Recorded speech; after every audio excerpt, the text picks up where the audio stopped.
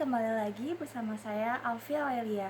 Di video kali ini saya akan membahas mengenai fungsi dan aktivitas anggaran dalam perencanaan dan pengendalian untuk mengambil keputusan.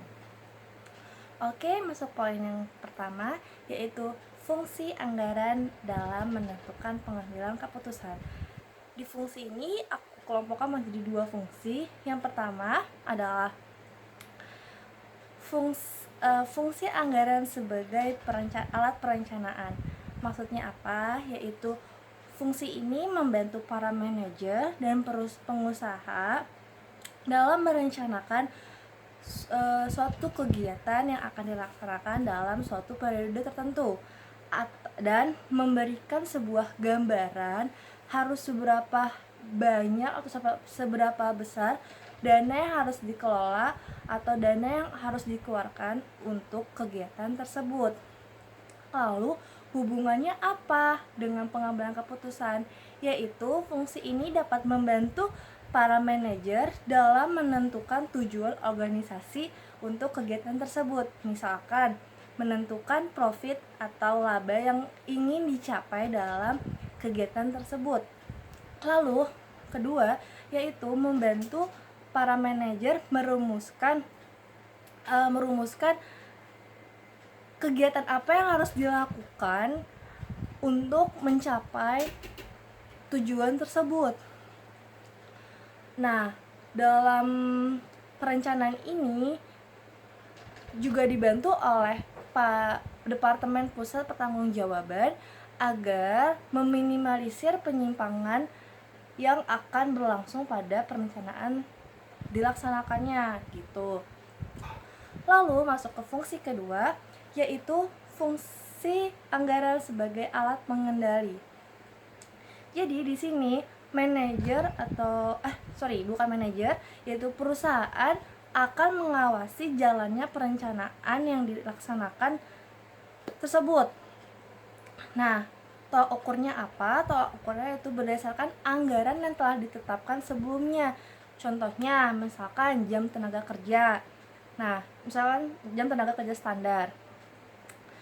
Nah, pengendalian bisa mengacu kepada standar jam kerja ini. Apakah saat di aktualnya, saat di kegiatannya, jam kerja yang digunakan sesuai dengan anggaran atau enggak.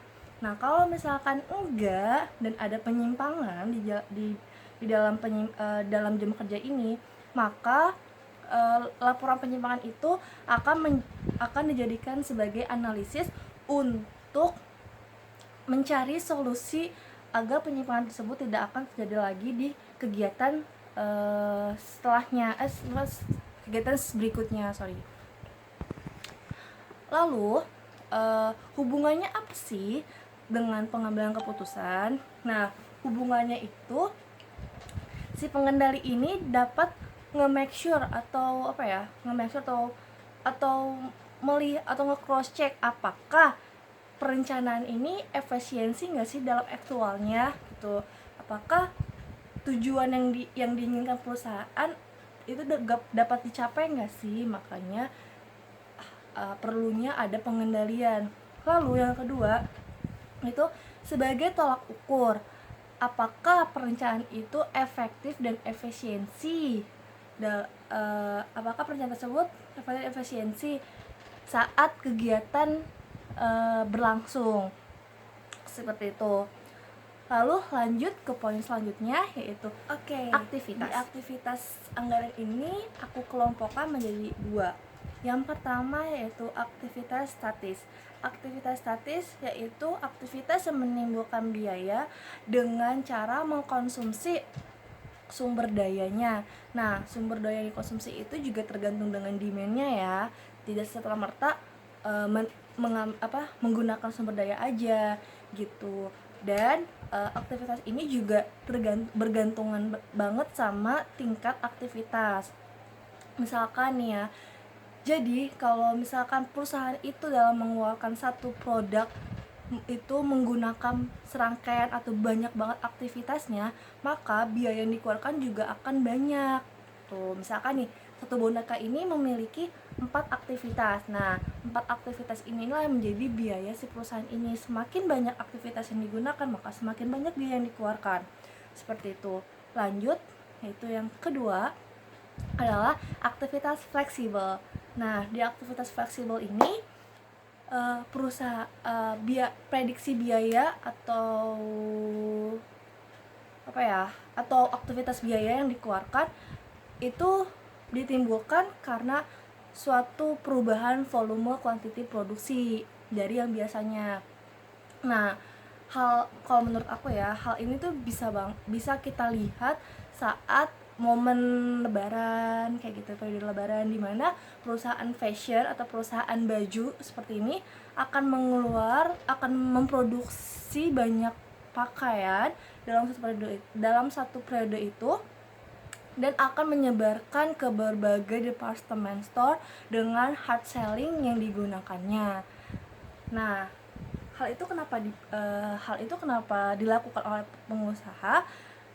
Karena saat momen itulah biasanya profit akan lebih banyak dibawa dan didapatkan gitu.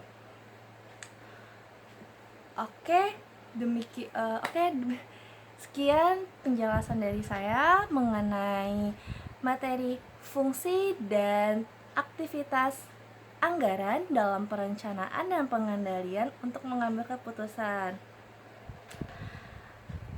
Saya mohon maaf apabila ada kekeliruan atau kesalahpahaman dalam menyampaikan informasi tersebut. Dan jika kalian memiliki informasi yang sama mengenai hal tersebut juga, yuk boleh komen di bawah ini ya. Saya akhiri. Sampai jumpa.